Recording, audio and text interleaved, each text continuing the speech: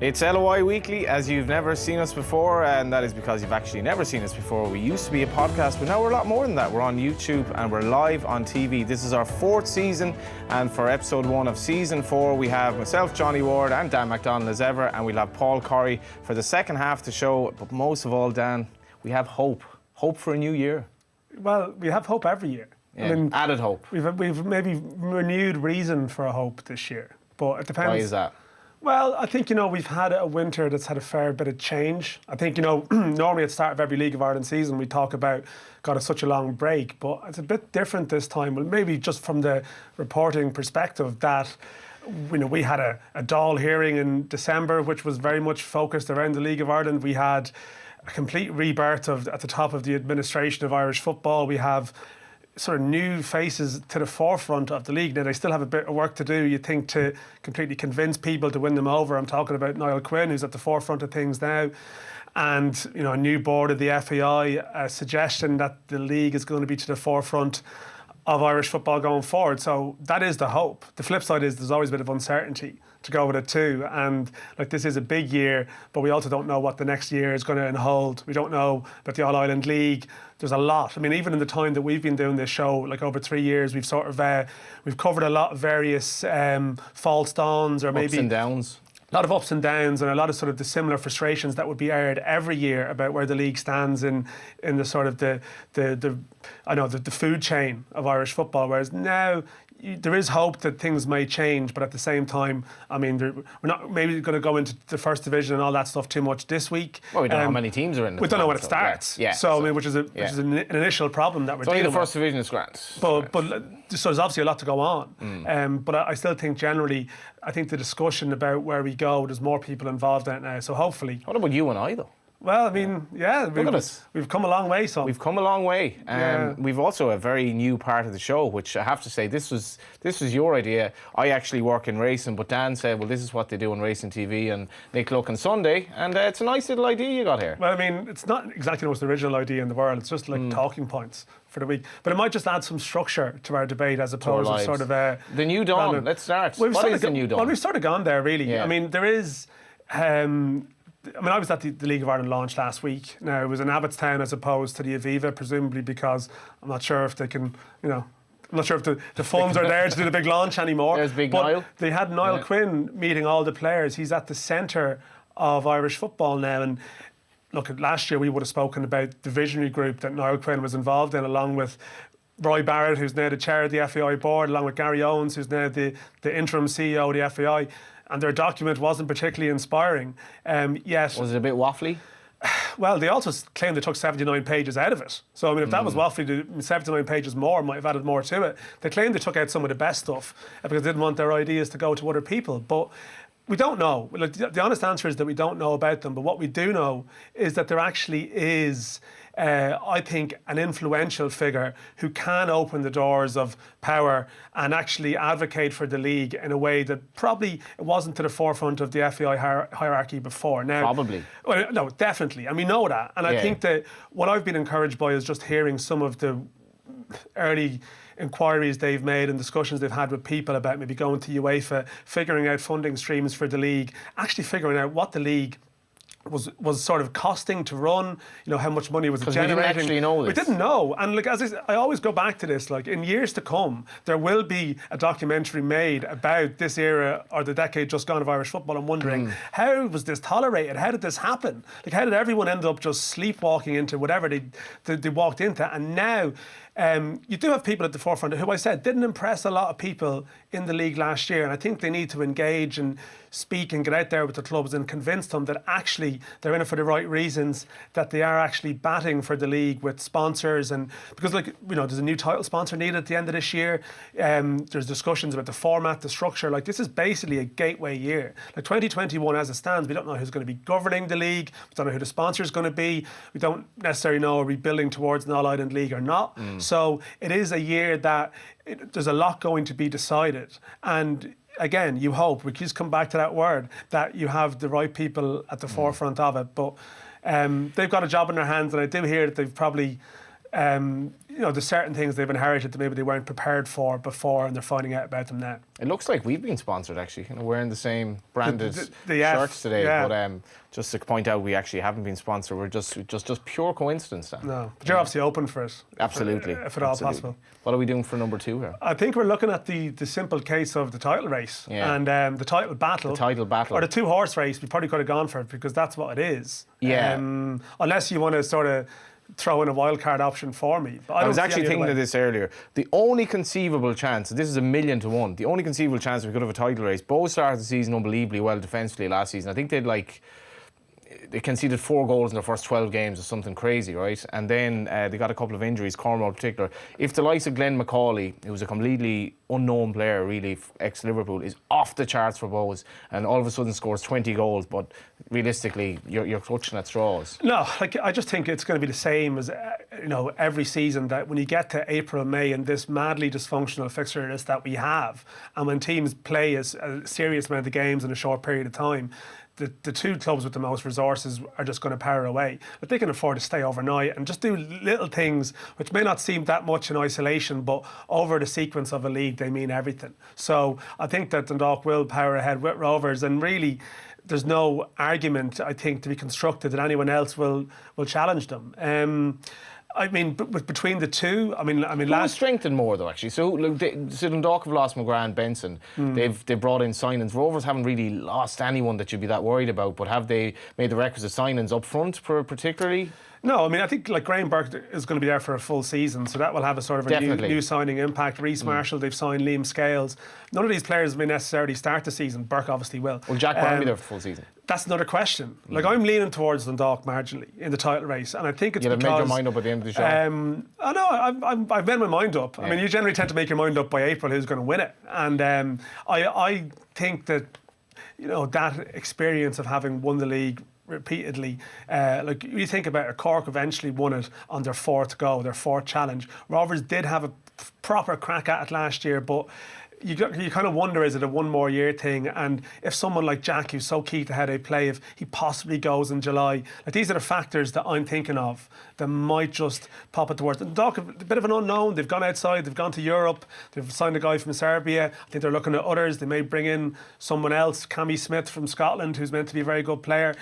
All the question marks about betting these people in, they naturally, you have to ask that, but they still have a lot of serial winners there. This brings us to our next little segment here. We have a movement now in the league that used to be a football club. Bohemians, obviously. Football is kind of, it's part of something of an aside to Bows, actually, now. It's kind of more what they do in the community, and this amazing development today with the away jersey, which we've had a 6-day countdown to. But they do look in a, this is you got to say it's a nice jersey and all that. What do you make of it, actually? Yeah, I mean, it's a great jersey. I mean, one-time football club, Bohemians. It's generated an absolutely huge response and a huge reaction. What about their new beer? Looks suspiciously like another beer that nobody will drink anymore. Hopefully it tastes a bit better. It's sort of like... we don't have the beer, I think. No, we don't. Bowes Light, it's called. I wonder what beer it might actually look like. They are kind of my fancies to push hard for 3rd at the very least, because I think they're solid and you can trust Long and Crawley to kind of get the job done. They've a big squad. That's the only thing. And like Callum Thompson's come home from Wolves. He's a player to watch by all accounts. Very quick. You mentioned McCauley. Kieran Kelly, there's a lot of bodies there, and in particular positions they're actually very well stocked, but that's going to sort of bring its own challenges, and I think we are looking at best of the rest as a sort of our talking point beyond the top 2. And I mean, Pats have done okay. Again, they've gone outside the league. Derry have gone outside the league. What have you made of Pat signings, actually? Because they've used their Scottish contacts a bit with regard to the assistant manager and all that. But it's Stephen O'Donnell was ruthless. He got rid of the guts of 10 players almost straight away. It was a purge. And it's a great word, purge, isn't it? There's always something more dramatic to it than actually bringing people into an office and telling them they're being released. Yeah. But at the same time, it sounds like he let them all go at once, which he didn't.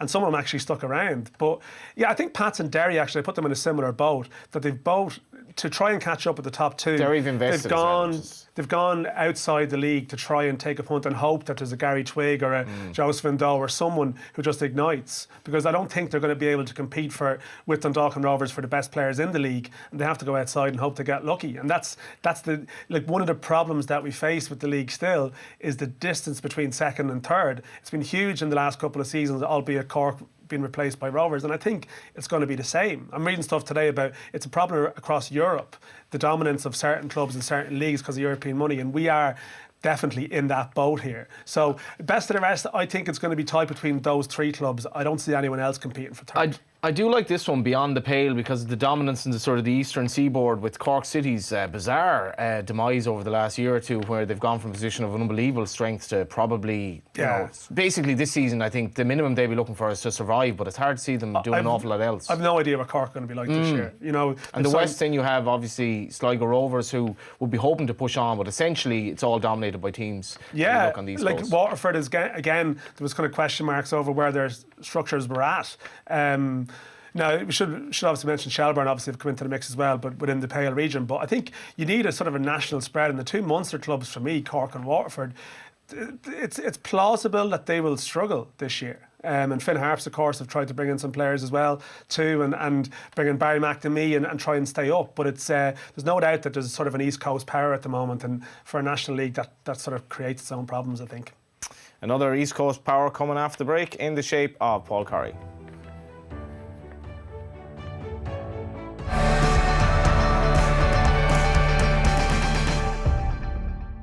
Welcome back. It's now time for the PC part of the show. Paul Corrie's in the house. Hi, How are John. you, PC? Yeah, really good. Keeping really well. You came back to the league 3 years ago, 2017. I actually had to ask you this beforehand because you made such an impact that I couldn't actually remember because of your injury and all that. And it was like, but it does seem like it was 3 long years considering you weren't really involved. But what's your take on the league being in those 3 years? Because you left obviously as a UCD player, you came back.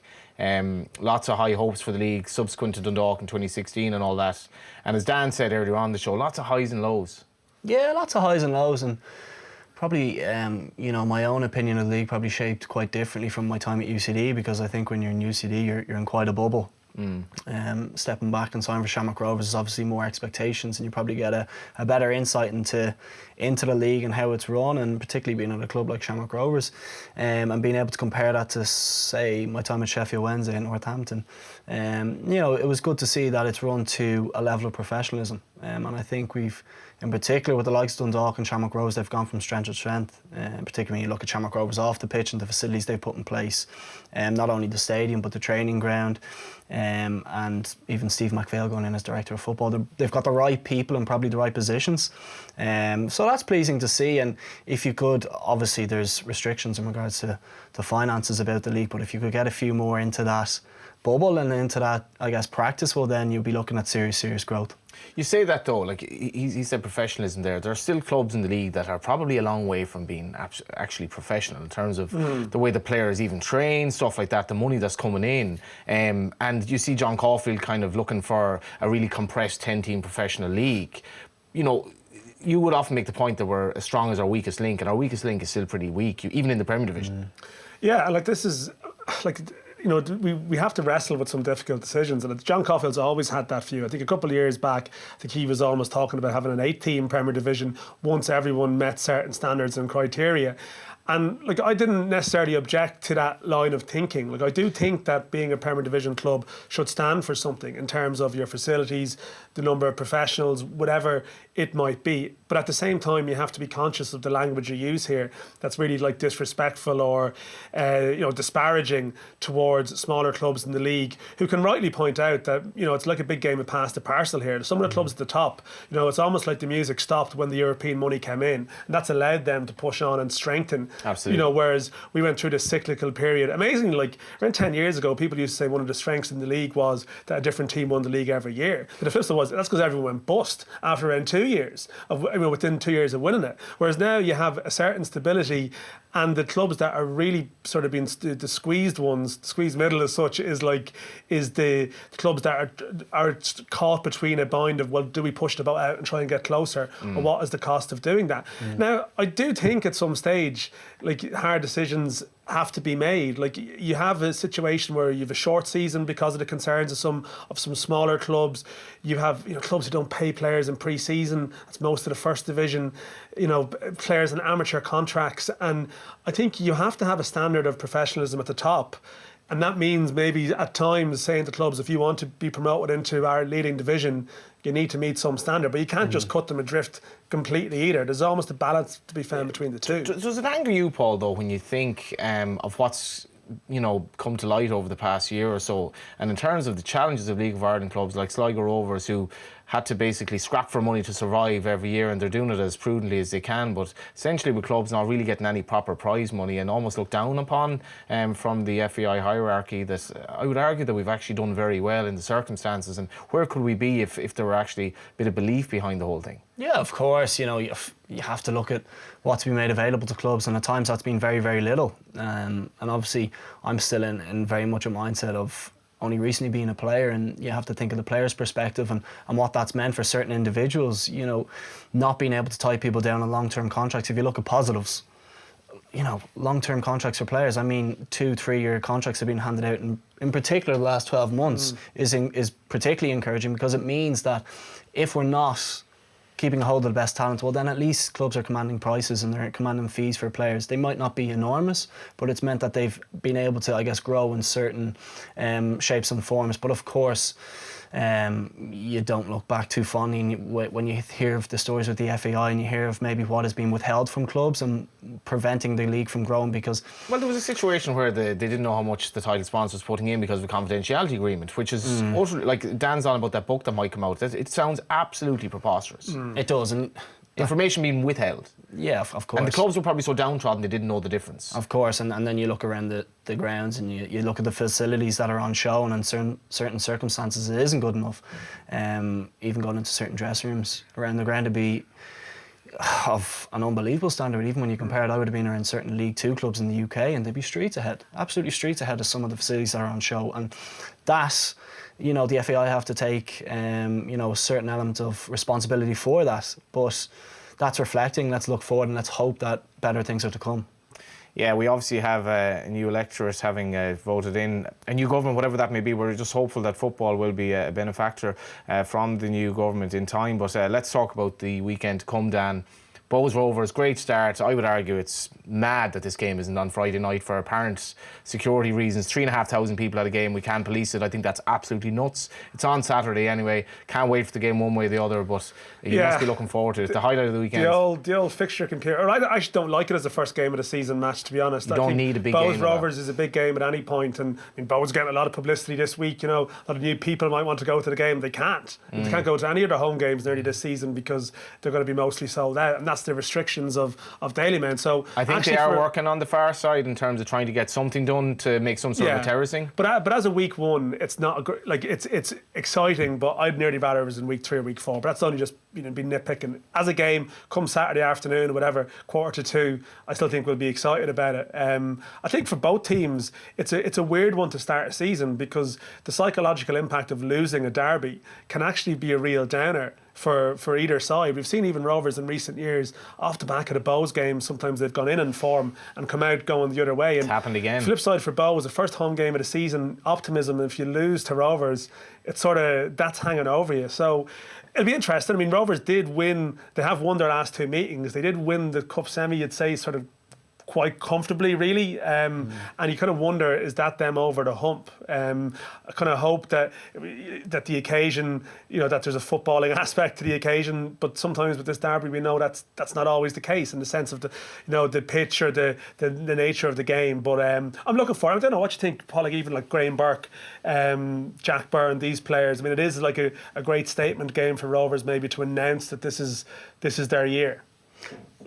Absolutely. I think we saw a strong finish to the season from Shamrock Rovers, in particular when you think of the FAA Cup. And well, they were probably the better team against the Dock. Well, I think they were. I think we can admit that they were the better team on the day. What I'm still trying to get to grips with is how they, I guess, manage having Graham Burke and Jack Byrne in the one team, and we've seen them go to a 5 at the back, and that's meant that Ronan Finnish has had to push to a wing back position, and with Sean Cavan out, you're probably likely to see Daniel Lafferty. So it's just how they manage having Jack and Graham, who are their best players, in the team. They're both very similar type characters. Both of them like to get on the ball and probably like to drop deep, and at times that has meant that Aaron Green has been very isolated up front.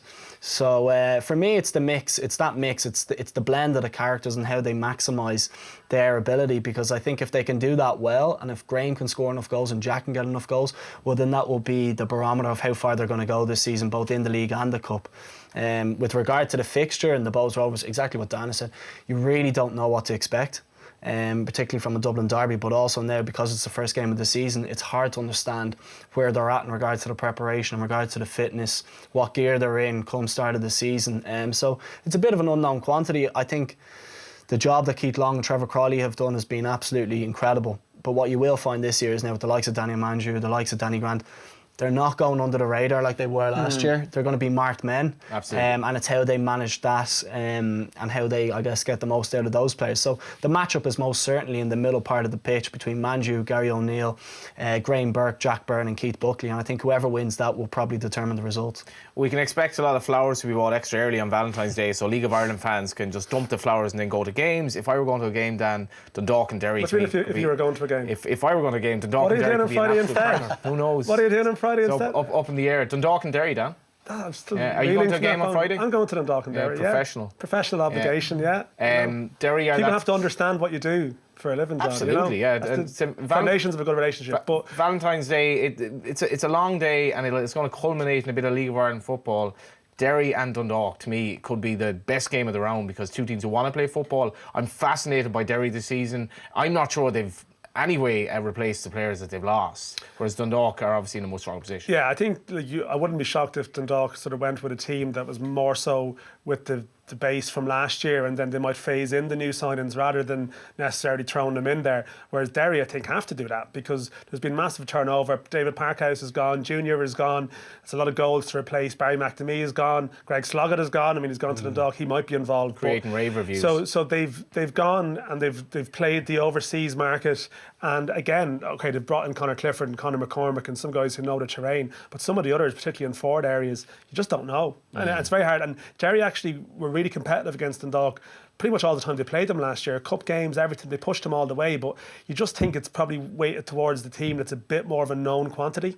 The other three games we have, Cork City play Shelbourne, St Patrick's Athletic play Watford, and Finn Harps plays Sligo Rovers. I think the Stephen O'Donnell story is going to be fascinating. How do you think he's going to go with St Pat's? It's going to take time, Johnny, and I think it's unrealistic to expect to be challenging up around the top of the league. But what we did see is a certain identity to their play last year, particularly towards the end of the season. You could see some of the flair that he wants to bring and some of maybe the patterns of play that Stevie himself liked to associate himself with when he was playing. So it's going to take time.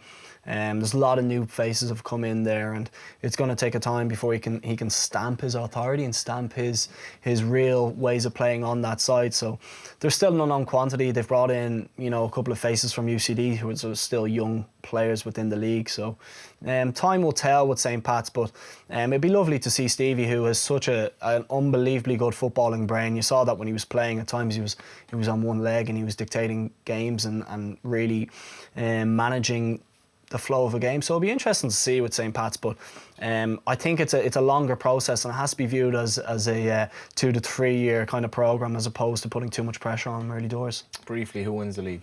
Dundalk for me. How brief do you want me to be? You've about 10 seconds. I think they hurt you in more ways than Shamrock Rovers, and I think they'll score more goals and in turn win more games. I think that's interesting what he said there, because Patrick Hooban had a bit of a pop with Rovers. They're lovely to watch, but they don't hurt you necessarily. Dundalk maybe have more ways of doing that, and I think you're on the same hymn sheet here. Yeah, I think so. I think they're proven performers in terms of winning the league, and I think they probably have a deeper squad, but I think it's going to be closer than last year, definitely. Yeah, do you think it's going to be very close, or are we talking like 2 or 3 points sort of? I don't know, Johnny. Like, maybe 4 or 5. But like we'll see how. There's a lot of variables to consider, but I think the dog just to edge it. I think, yeah. You should never make early predictions. If you're watching on YouTube, maybe stay tuned. I might give some sort of a prediction later on in the show. But thanks very much for listening on week 1, and we'll see you for week 2.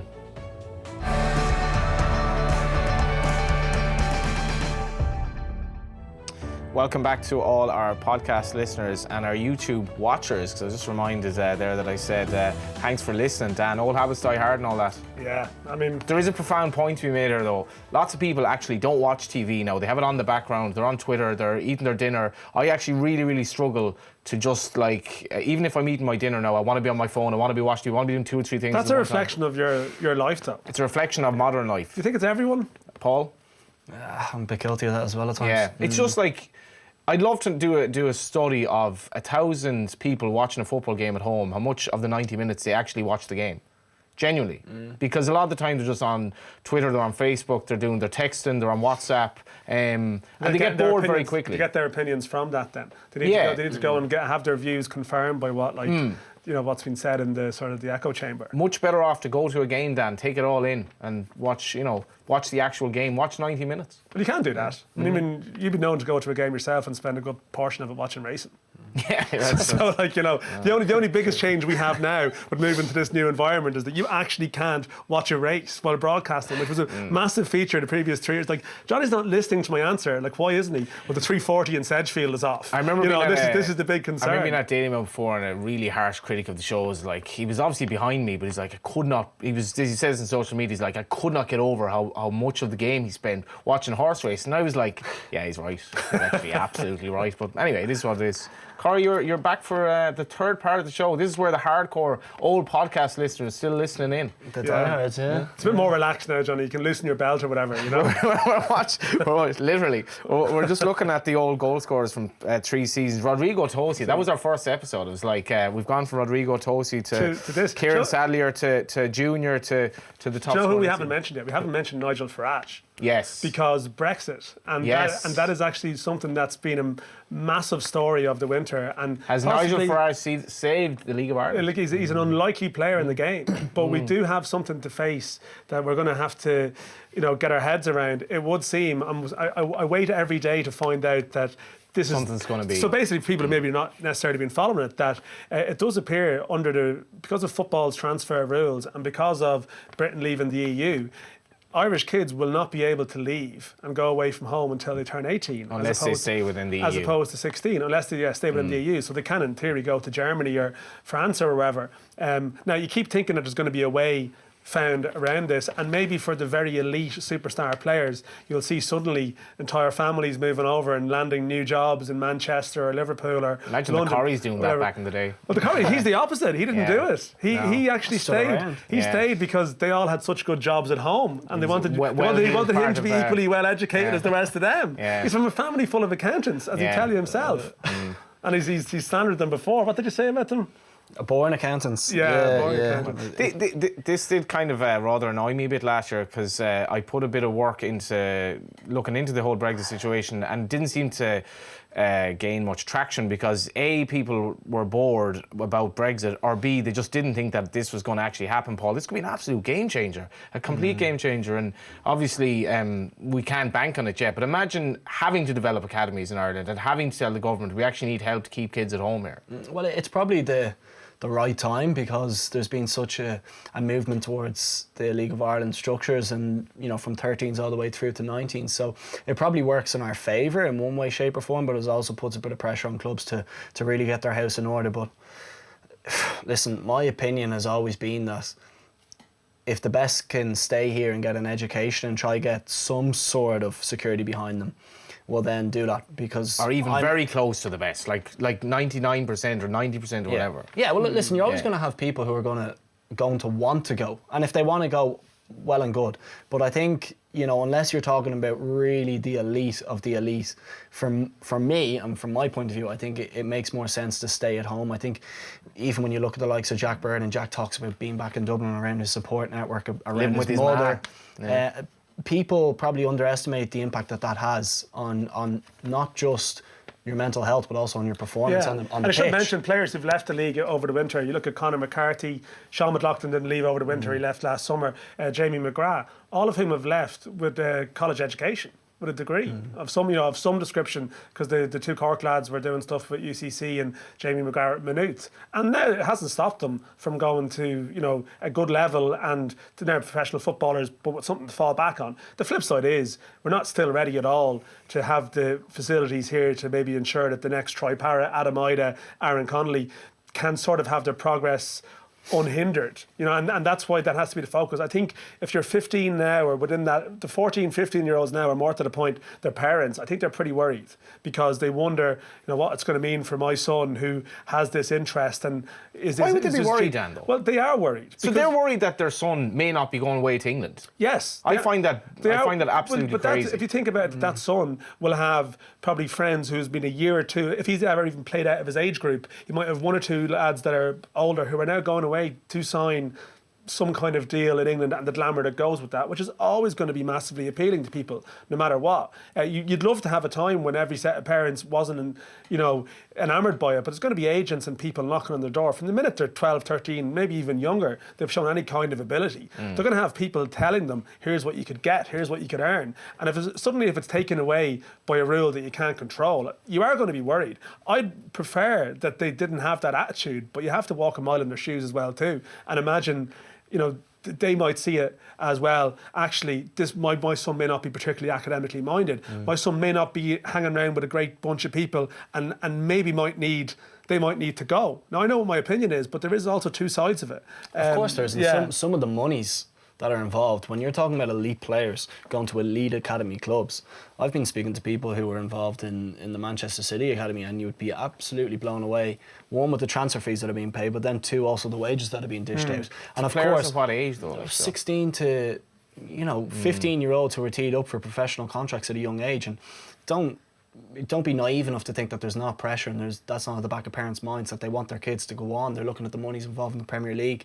Of course, the best players, I'm not naive enough to say that the best players aren't going to go. The layer below, I believe, should stay, but there's always going to be that bit of pressure. And if you're talking about Brexit and complications, of course that's going to put question marks. Well, here's one to you then. There's talk of Preston and Cork maybe having some sort of an official link-up. Is that going to become a thing now, whereby, you can't bring these players over to the Manchester Cities of this world, but we can have a link-up with a certain club such that we can have a mutually beneficial relationship? If there is a very good player, he can then develop and go on to whatever club it is in Britain. Yeah, I've seen partnerships with schoolboy clubs in years gone by. I remember when I was at Home Farm, there was Leeds United, there was Cherry Orchard and Man City. I think they're nonsense. And it never ever meant that players were directly going to Manchester City. One, a club has to want the player.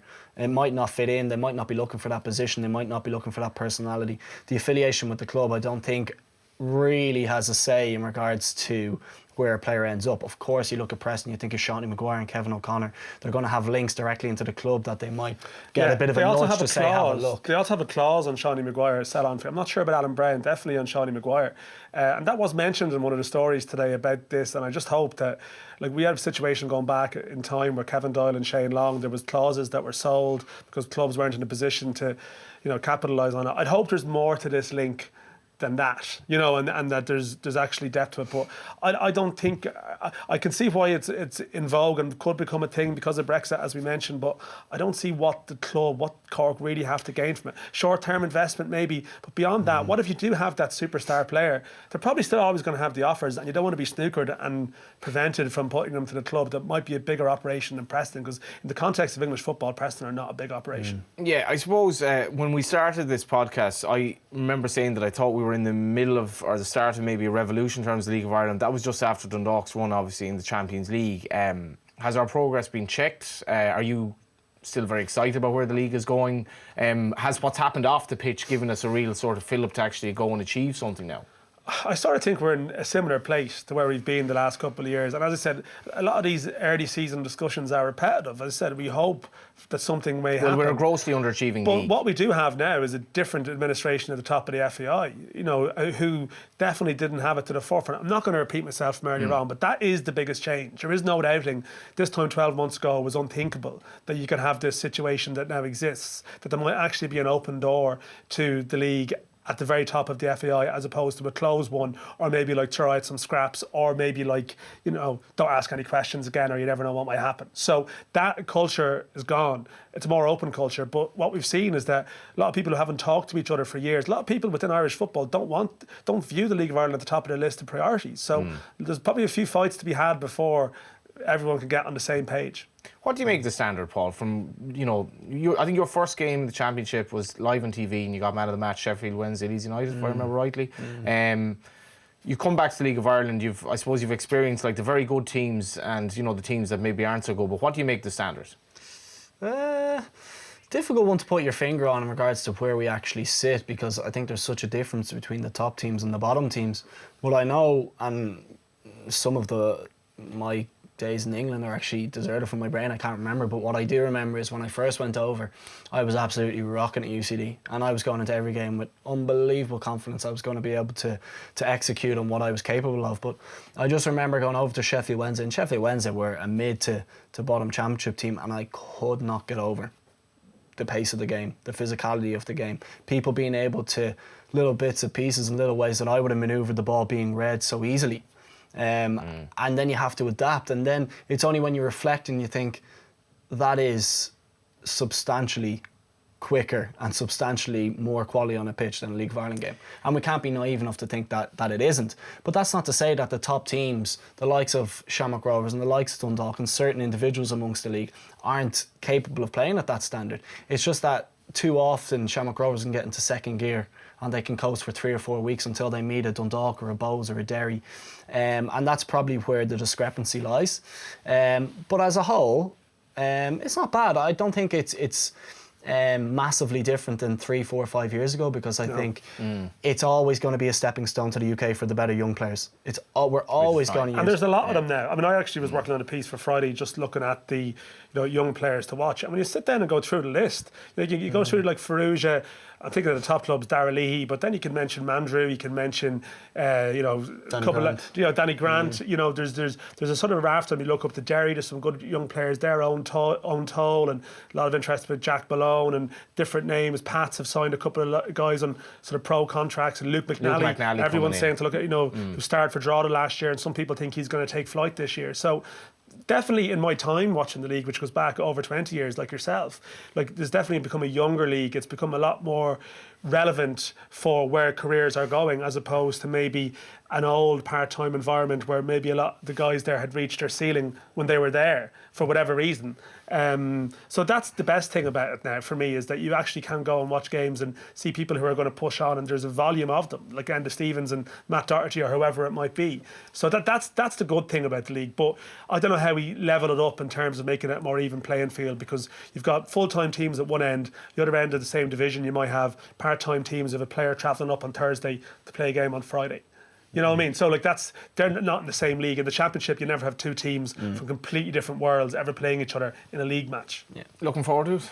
Yeah, I am. I think we miss it when it's away. I know Dan mentioned the number of stories that have been going on in the background, but like you said, there's nothing like quite experiencing a live game. And I think particularly, surprisingly enough, Bows is the most local club to me, and I get a lot of grief from Bows fans, but getting down to Dalymount and experiencing the buzz of a Friday night, or similarly out in Shamrock Rovers or in Richmond Park, I'm really looking forward to it. I think there's always this dance, there's always that hope at the start of the year. It's like everyone starts on no points, and it's like everything is possible. We've internationals playing within the league. There's Jack Byrne and there's Graham Burke, and for people who don't go and watch the games, I'm always saying go out and watch these people play. Like at times when Jack Byrne was playing in Europe last year against Applewell, I was thinking this fella is so capable of playing at a much higher level. And then you look at the likes of Danny Mandrew, who's come from absolutely nowhere. Both of them living with their mas. Yeah, and there's a certain connection the fans can make with that. It's a lot more real. It's not the monies of a Premier League or a Championship. So really looking forward to it. Really looking to see,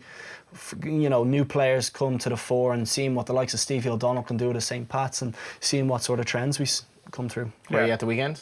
I'll be at Dalymount on Saturday.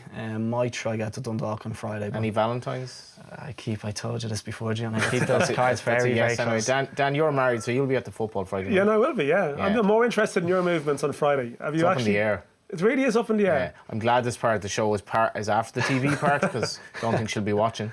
It's always subjected to the YouTube. Your life has changed over the last year, so I reflect your new Here's the priorities flowers. I'm exist. off to Daily Mount. Yeah, you should. Well, you should. Yeah, Pat's is only down the road. You know. That's only down the road. Yes, absolutely. Looking forward, and thanks for coming in. No problem. For what it's worth, my prediction for the league is very, very tight. Slight preference for Shamrock Rovers, but we'll probably need to hold on to Jack Byrne for the end of the season, and I think Bows will probably edge Pats for third place. Stay watching. Obviously, next week we'll be back on Air Sport 1, and thanks very much for watching and listening.